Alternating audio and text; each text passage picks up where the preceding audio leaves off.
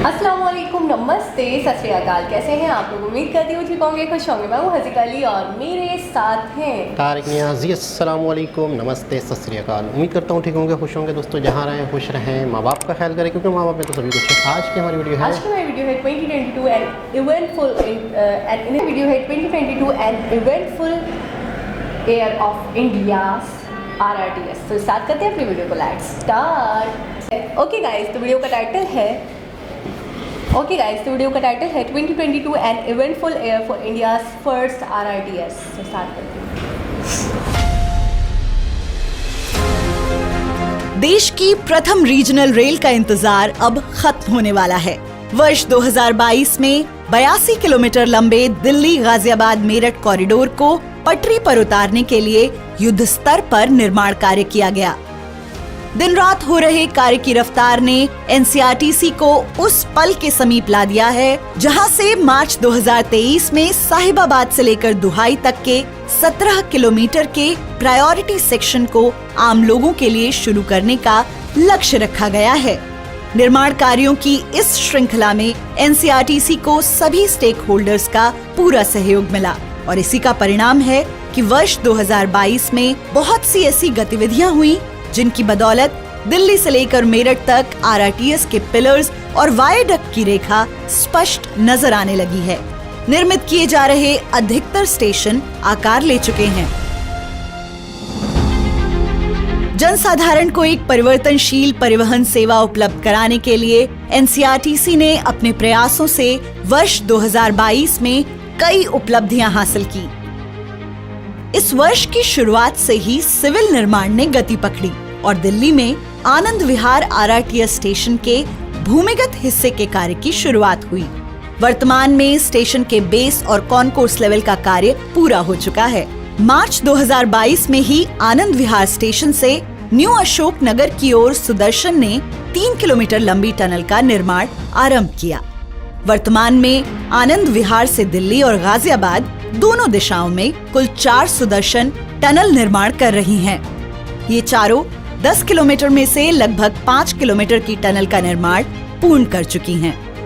इसी तरह मेरठ के भी भूमिगत निर्माण ने इस वर्ष कई उपलब्धियां हासिल की। मेरठ के 3 भूमिगत स्टेशनों मेरठ सेंट्रल, भैसाली और बेगमपुल के बीच टनल निर्माण का कार्य अप्रैल 2022 में आरंभ हुआ।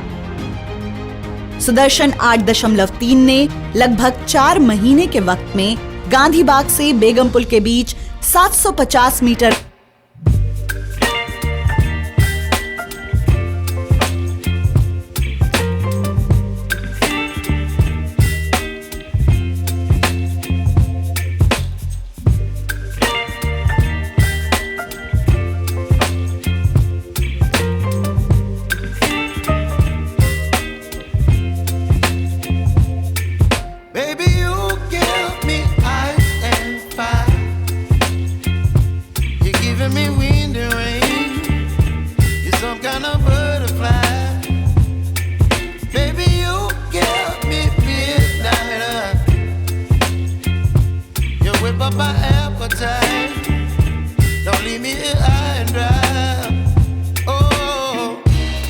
मीटर लंबा स्पेशल स्पैन गाजियाबाद स्टेशन पर स्थापित किया गया।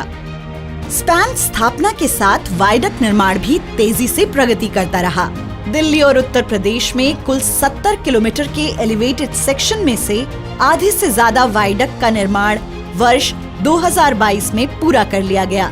साथ ही पूरे सेक्शन में 75% से ज्यादा पिलर निर्माण भी पूरा किया गया। NCRTC सड़क पर यात्रियों की कम से कम असुविधा सुनिश्चित करते हुए निर्माण कार्यों के पूरा होने के साथ ही पूरी तत्परता से सड़क पर सुरक्षा के लिए लगाए गए बैरिकेड को हटाता जा रहा है। साथ ही पर्यावरण संरक्षण के लिए सड़कों के बीच डिवाइडर पर तेजी से पौधारोपण का कार्य भी किया जा रहा है। सिविल निर्माण की रफ्तार के बीच 7 मई 2022 का दिन NCRTC के लिए बेहद खास रहा। इस दिन गुजरात के सावली में स्थित RRTS के मैन्युफैक्चरिंग प्लांट में पहले ट्रेन सेट की चाबियां NCRTC के प्रबंध निदेशक श्री विनय कुमार सिंह को सौंपी गई। इसके बाद से अब तक 4 ट्रेन सेट दुहाई डिपो पहुंच चुके हैं। इन मेड इन इंडिया ट्रेनों के आने का सिलसिला आगे भी जारी रहेगा। वर्तमान में दुहाई डिपो में इन ट्रेनों की विभिन्न प्रकार की टेस्टिंग की जा रही है। ट्रेन सेट का सफलतापूर्वक टेस्ट रन भी किया जा चुका है। साथ ही LTE कम्युनिकेशन नेटवर्क पर यूरोपीय ट्रेन कंट्रोल सिस्टम प्रणाली के साथ ट्रेन सेट की डायनेमिक टेस्टिंग भी सफल रही है।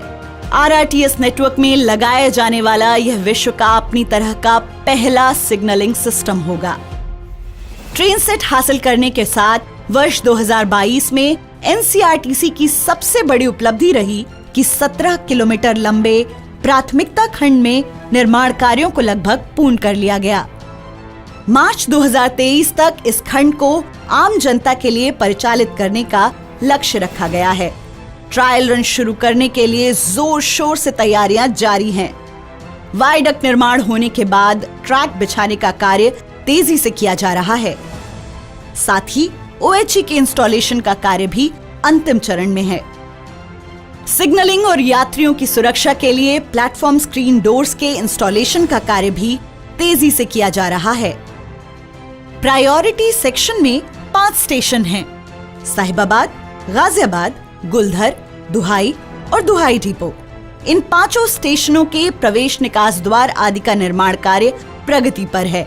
साथ ही स्टेशन बिल्डिंग की फिनिशिंग की जा रही है। RRTS कॉरिडोर पर परिचालन और जरूरी रखरखाव के कार्यों हेतु जुलाई 2022 में NCRTC ने जर्मन कंपनी डॉयचे बान के साथ अनुबंध किया। इसके अंतर्गत दिल्ली गाजियाबाद मेरठ RRTS कॉरिडोर के परिचालन और रखरखाव के कार्य DB इंडिया करेगी।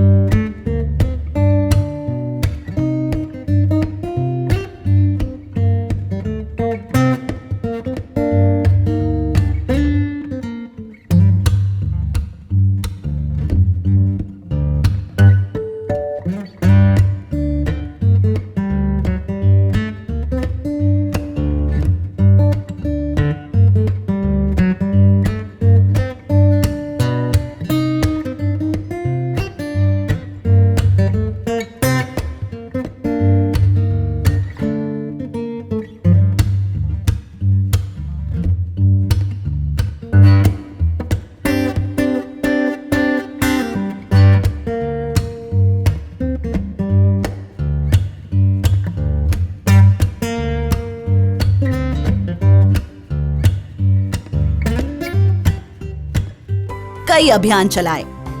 मार्च 2022 में RRTS प्रोजेक्ट साइट पर निर्माण श्रमिकों के लिए राष्ट्रीय सुरक्षा सप्ताह का आयोजन किया गया। स्वच्छ और हरित पर्यावरण की दिशा में योगदान देते हुए NCRTC ने न्यूनतम प्रदूषण तकनीकों का प्रोजेक्ट में इस्तेमाल करते हुए निर्माण कार्य सुनिश्चित किया है। देश की विकास यात्रा में एक नई कहानी लिख रही NCRTC की टीम ने आजादी के अमृत महोत्सव के अंतर्गत कई आयोजनों में हिस्सा लिया। कर्मचारियों को स्वस्थ जीवन शैली के लिए प्रोत्साहित करने के लिए हॉबी क्लब की शुरुआत की गई, जिसके अंतर्गत उन्हें खेलों में भाग लेने के लिए प्रोत्साहित किया गया। सितंबर महीने में साइक्लोथॉन का भी आयोजन हुआ।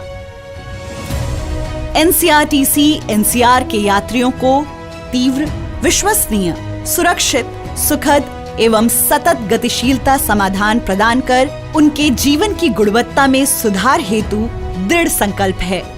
शीघ्र ही RRTS क्षेत्र के यात्रियों की आवश्यकताओं को पूरा करते हुए उनके जीवन में सुखद परिवर्तन लेकर आएगा।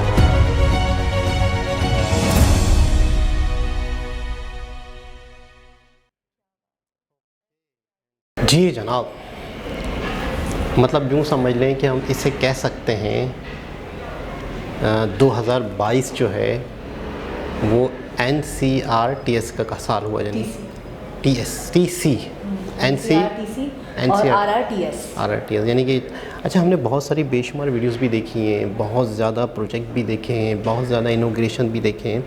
और वाकई जो कुछ दिन पहले ही अश्विनी जी के हवाले से एक वीडियो थी जिसमें उन्होंने बाकायदा डिटेल बताई थी कि पिछले 70 साल में क्या प्रोग्रेस रही थी और पिछले 7 साल में क्या प्रोग्रेस रही है। अच्छा, 70 साल की प्रोग्रेस मिलाकर पिछले 7 साल की जो प्रोग्रेस है वो उससे कई गुना ज़्यादा है। मतलब बड़ी मुझे हैरत हुई थी, बड़ी हैरानगी हुई थी।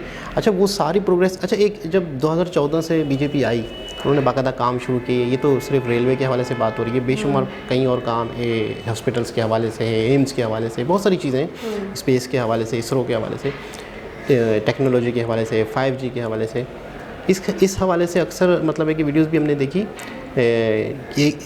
2014 से जब स्टार्ट किया था तो आपको पता है, जब आपको बड़ी बिखरी हुई चीज़ें दी जाएं, आपको बड़े मामलात उलझे हुए दिए जाएं, बड़े मतलब करप्शन हुई हो, और आपको पता है कई साल तक गवर्नमेंट तो एक अलग चीज़ है जो आती है जाती है, इसके अलावा इदारे होते हैं, कोई ऑफिसर्स होते हैं, वो गवर्नमेंट से ताल्लुक़ नहीं रखते, वो उस इदारे का हमेशा के लिए हिस्सा होते हैं जब तक उन्होंने मरना नहीं है। 60 साल 65 साल जिसमें जब रिटायर्ड होते हैं लोग, जैसे IAS ऑफिसर्स होते हैं, ये वो सारे। अच्छा, जब निज़ाम में करप्शन डूब चुकी हो, जब निज़ाम में करप्शन बहुत आ चुकी हो, अच्छा करप्शन का सबूत क्या है कि करप्शन है, मतलब करप्शन दिखती तो नहीं है ना, करप्शन का सबूत ये होता है कि विकास नहीं हो रहा, तरक्की नहीं हो रही, 2014 अटके हुए हैं और पैसे लग रहे हैं, नज़र नहीं आ रहे, कुछ हो कहाँ काम हो रहा है। तो 2014 में जब इनको चीज़ें मिली, इनकी हैंड ओवर हुई, उसके बाद मुझे लगता है कि साल 2 साल तो, जैसे इमरान खान के हवाले से भी वीडियो देखते रहते हैं कि वो कहते हैं मुझे 2 साल 2.5 साल ऐसे गुजर गए, मुझे चीज़ें समझ में ही नहीं आई। तो इन्हें भी मुझे लगता है कि सबसे पहले तो जनता की बहुत बड़ी तारीफ़ करूँगा कि उन्होंने इनको मौका दिया, 5 साल दिए, फिर मज़ीद करके भी दिखाया। तो मुझे ऐसा लगता है शुरू में तकलीफ़ें आई होंगी, और अब 2022 आखिरी, ये समझो पिछला साल गुजरा, तो ये प्रोग्रेस में मतलब यूँ समझ लो कि इनकी सबसे हाईएस्ट है कि ये मतलब इनको एक होता है ना कि एक अपनी काबिलियत दिखाने का साल था समझो, क्योंकि उसमें हम तो अपनी समझो चीज़ों को सीधा कर रहे थे। और मैं एक बात और भी कहूँगी कि ये इन्होंने अपनी काबिलियत दिखाई। बहुत सारे ऐसे लीडर्स लिए जिनको मौका मिला, लेकिन वो काबिलियत दिखाने से गुरेज करते रहे, ये शायद वही कहते रहे, प्रेशर में थे, ये थे, वो थे। सिस्टम सब जगह होता है, अपोजिशन हर जगह होती है। आपको काम मैटर ये करता है कि आपको काम करना आता है कि नहीं आता, आपको पता है कहाँ लैकनेस है, आपको पता है कहाँ सुराख है जिनको मुझे भरना है। मुझे ऐसा लगता है मोदी जी की नज़र बहुत पहले से बनी हुई थी चीज़ों पर, उनको पता था कहाँ पे फ्लॉज हैं, उनको पता था काम कहाँ करना है। जैसे ये इस तरीके से पकड़ लें कि एक कमरा है, जैसे मुझे जगह जगह पता है गंदगी, यहाँ गंदगी है, यहाँ स्पॉट है, यहाँ दाग है, यहाँ धब्बा है, ये दीवार गंदी है, वो दीवार गंदी है। मैं जैसे ही सत्ता में आऊँगा सबसे पहले ये साफ़ करूँगा, ये साफ़ करूँगा, ये साफ़ करूँगा, ये साफ़ करूँगा, उसके बाद मैं चमचमा दूँगा पूरे इंडिया को। और ऐसे ही देखने को मिलता है 2022 में। ये कहूँगी प्रोग्रेस तो सिर्फ 2022 में नहीं हुई है, बहुत दूसरे ईयर्स में भी हुई है। 2014 से जब से उन्होंने कमान संभाली है, तब से ही मैंने देखा। एक ऐसा होता था मेरे साथ, अक्सर मुझे बीच में बहुत ज़्यादा मतलब सिलाई वगैरह सीखने का शौक़ हुआ, तो मैं क्योंकि टाइम नहीं मिलता था, स्टडी भी थी और सिलाई भी सीखती थी, तो मैं काम करती थी, शर्ट को कट कर दिया करती थी, कट करके रख दिया करती थी, और स्टिचिंग उसकी कर नहीं पाती थी, वो मैं सोचती थी फारिग टाइम में कर दिया करूँगी। अक्सर ऐसा होता है, 1 हफ्ता 15 दिन गुजर जाता, उसके बाद जब मैं वो शर्ट निकालती और उसको सीने की कोशिश करती, तो मेरा पूरा दिन निकल जाता सिर्फ समझने के लिए कि मैंने इसको कैसे कट करा था, इसका क्या डिज़ाइन था, इसका गला कैसे बनाना था, इसकी स्लीव्स कैसे ज्वाइन करनी थी, इसकी क्या फिटिंग रखी थी। वो तो मेरे सहन से निकल चुका होता था, धुंधला हो चुका होता था। मुझे आज भी याद है, ऐसे प्रोजेक्ट्स थे जो 20-20 साल से 30-30 साल से पड़े हुए थे, उनके ऊपर कोई काम नहीं हो रहा था। मैं वाकई बहुत शॉक्ड होती हूँ मोदी जी के तरीक़ेकार को लेकर, मोदी जी के काम को लेकर, कि वो कैसे समझ पाते हैं किसी चीज़ की साइंस को, वो कैसे समझ पाते हैं कि चीज़ें क्यों रुकी हैं, वो कैसे समझ पाते हैं कि इनको कैसे लेकर चलना है। 20 साल 30 साल बहुत अहमियत रखते हैं, उसके ऊपर मट्टी पड़ गई है, वो प्रोजेक्ट बिल्कुल सड़ गया है, तबाह बर्बाद हो गया है, उसको दोबारा से उसमें जान डालना, उसको ज़िंदा करना, उसको लेकर चलना, उस पर स्टडी करना कि कहाँ फ्लॉज रह गए, कहाँ कमियाँ रह गई जिसकी वजह से ये नहीं हो पा रहा था, और फिर उनको कंप्लीट करना, अमली जामा पहनाना। मैं कहूँगी अपने आप में बहुत बड़ी बात है, बहुत जीनियस इंसान है जो कर सकता है, हर किसी के बस की बात नहीं है। अच्छा, मैं एक चीज़ और भी नोटिस कर रही हूँ कुछ वीडियोस में, मैंने नितिन गडकरी नहीं, आई थिंक एस जयशंकर जी की एक वीडियो में देखा, उनकी जब उनका इंट्रो हो रहा था तो उनके नाम के नीचे लिखा हुआ था IT मिनिस्टर। ठीक है जी, हो गया। मैंने बोला शायद मैंने एम ही पढ़ लिया होगी, तो फॉरेन मिनिस्टर हैं या फॉरेन अफेयर्स देखते हैं। उसके बाद अभी मैंने इनके यानी कि अश्वनी जी के भी नीचे लिखा हुआ देखा, इनके नाम के नीचे लिखा हुआ है IT मिनिस्टर। बिल्कुल ऐसे ठीक है, ही, जब ऐसे ये ही। रेलवे के मिनिस्टर हैं, ये भी हमें पता है, हम जानते हैं। तो मैं अक्सर देखती हूँ कि ये अक्सर जो भी लोग काम कर रहे हैं या जो लोग चीज़ों को लेकर चलते हैं, उनको मुझे ऐसा लगता है उनको टेक्नोलॉजी की, उनको एडवांसमेंट की। आपको याद होगा एक वीडियो जिसके अंदर अश्वनी जी बैठ के बड़ा सुकून से पुरसुकून होकर एक यूट्यूबर उनके पास पहुंचे थे। आप कहते हैं बहुत बड़े यूट्यूबर है, इनकी तो बात है और इनकी तो बड़ी टेक्निकल गुरु। हाँ, टेक्निकल गुरु करके। तो वो जब टेक्निकल चीज़ों के हवाले से बात कर रहे थे, टेक्नोलॉजी के हवाले से बात कर रहे थे, तो वो कितना दिलचस्पी के साथ उनको पूरा मैकेनिज्म समझा रहे थे बैठ के चीज़ों का। तो मैं सिर्फ जो रेलवे मिनिस्टर है वो रेलवे तक महदूद नहीं है, उसको और भी हर चीज़ की खबर है। जो फाइनेंस मिनिस्टर है या जो फॉरेन मिनिस्टर है वो सिर्फ फॉरेन अफेयर्स तक महदूद नहीं है, उससे भी टेक्नोलॉजी की, एडवांसमेंट की, मॉडर्नाइजेशन की, हर चीज़ की खबर है। उसने भी दुनिया पूरी देखी हुई है। इसी तरह मैं मोदी जी की बात करना चाहूँगी कि हम मोदी जी को ये समझते थे यार हमारे यहाँ के लोग, हम तो हमारा तो बिल्कुल चेंज हो चुका है, सब उल्टा हो चुका है अब। लेकिन जो हमारी पहले की सोच थी उसको थोड़ा सा बयान करूँगी कि यार एक चाय वाला वुमन मिनिस्टर बनाया है, यार वो क्या करता होगा, उसको क्या पता होगा, उसे तो खबर नहीं होगी, उसको क्या पता एडवांसमेंट, उसे क्या पता टेक्नोलॉजी। थोड़ा पढ़ा लिखा बंदा होता, कुछ मास्टर्स किया हुआ, बैचलर्स किया हुआ, तो उसको फिर भी खबर होती। कुछ टेक्नोलॉजी के हवाले से बैचलर्स इन टेक्नोलॉजी किया हुआ, तो उसको कुछ खबर होती। मैं बहुत शॉक्ड हुई मोदी जी को देखकर कि मोदी जी को इतनी खबर, इतनी चीज़ों के बारे में पता है।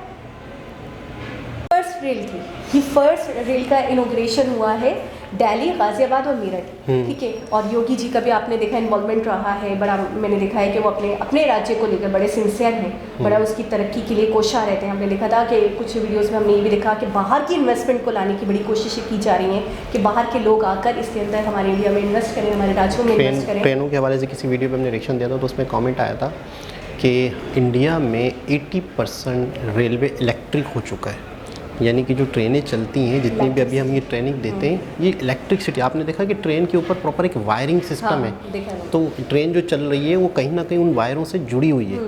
तो मतलब कि हम, मेरे ख्याल में हमारे यहाँ हमारे यहाँ सिर्फ ज़मीन पे ट्रैक बिछा हुआ है, ऊपर कुछ नहीं लगा हुआ उनके साथ साथ, ट्रेनों के साथ साथ। सवाल ही पैदा नहीं होता, पूरा इतना बड़ा निज़ाम कराची पोर्ट से ट्रेन चले और कहाँ तक मानसेरा, कश्मीर, लाहौर से गुजरती हुई कहाँ तक ट्रेन जाए, इतना बड़ा सिस्टम इलेक्ट्रिक करना। अव्वल तो इलेक्ट्रिसिटी है ही नहीं, पहली चीज़ तो ये है, फिर इलेक्ट्रिक इसको कर दिया जाए। अच्छा, कितना, सबसे पहले आप ये तस्वीर करें कि अगर इंडिया में इतना बड़ा रेलवे सिस्टम है, दुनिया का सबसे बड़ा रेलवे सिस्टम है, और उस रेलवे सिस्टम में बिजली ले आए, तो आप ये बताएं डीजल और पेट्रोल से कितनी बड़े लेवल पे जान छुड़ाई, कितना बड़ा अपना मुल्क का एक ज़र मुबादला। देखिए कुछ चीज़ें ऐसी होती हैं जो आपको बाहर से ख़रीदनी है, लेकिन आप उसका नेमो बदल ढूंढते हैं। इलेक्ट्रिसिटी तो आप बना सकते हैं, डैम इतने बनाए हैं आप लोगों ने, सोलर से इतनी बिजली बना रहे हैं, तो जाहिर सी बात है बिजली तो पैदा कर सकते हैं।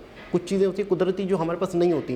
तो मैं समझता हूँ कि बहुत बड़ी बचत हो गई है कि 80% रेलवे इलेक्ट्रिक हो गया। अच्छा, मुझे ना एक चीज़ और भी बहुत दिखाई देती है इनके कामों में ना एक फाइनेस्टपन, यानी कि एक परफेक्शन बहुत है। यानी आपने दिल्ली मुंबई एक्सप्रेसवे देखा था, आपका देखने का इत्तेफाक हुआ था, मैंने भी देखा था, वीडियोस में कई बार हमने देखा, कभी इनकम्प्लीट है तो देखा, जब कंप्लीट हुआ तो देखा।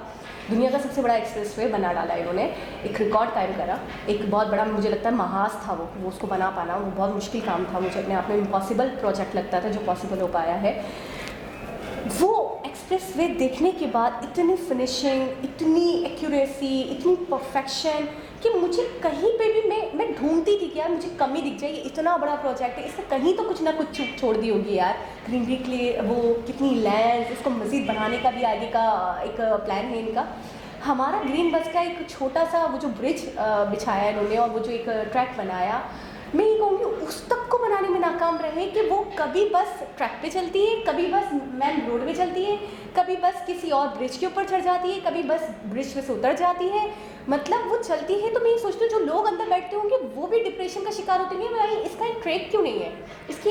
अब ये लोग हैं जैसे इन्होंने रेल बनाई, अब रेल तो बनाई, उसके साथ साथ कॉरिडोर बनाया, पूरा कॉरिडोर बनाया। आपने देखा टनल्स बनाते हैं, कॉरिडोर बनाते हैं, हमने तो अंडर वाटर सी का एक वो भी देखा था कि पूरा रेलवे चल रहा है, उसका भी सिस्टम बना डाला।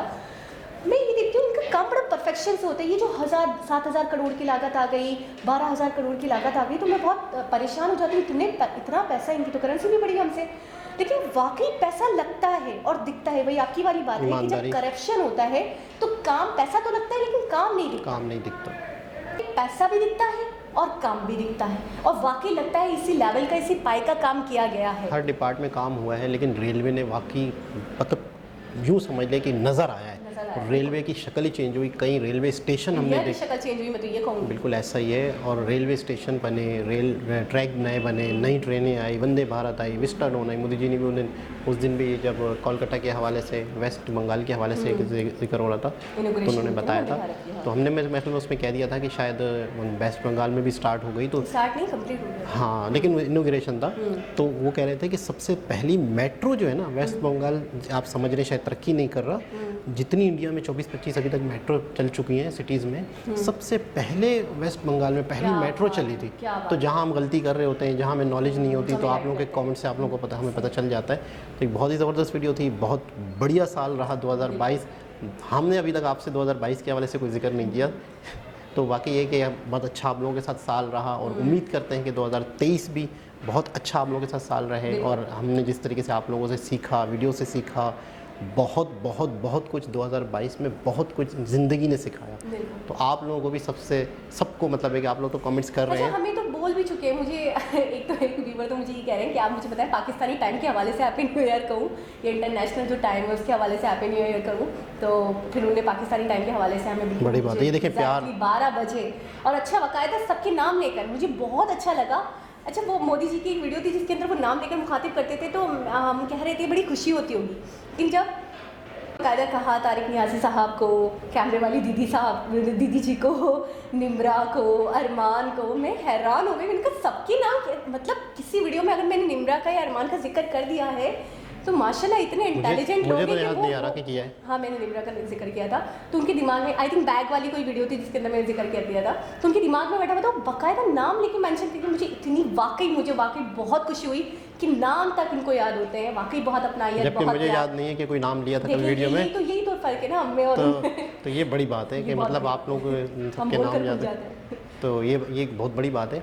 और वाकई आप लोगों के मैसेज आ रहे हैं, बहुत खुशी हुई, बहुत अच्छा लगा, और हम आप लोगों के साथ जुड़ के वाकई बहुत खुश रहे। आप लोगों को भी हैप्पी न्यू ईयर। ये 2023 बहुत अच्छा साल हो, बहुत खुशगवार साल हो। आप लोगों को बहुत मोहब्बत है, बहुत प्यार, बहुत तरक्कियाँ मिलें, मज़ीद तरक्कियाँ मिलें और बहुत खुशियाँ मिलें आप लोगों को। दोबारा किसी और हिसाब से मुलाकात होगी, जब तक के लिए अल्लाह हाफ़िज़।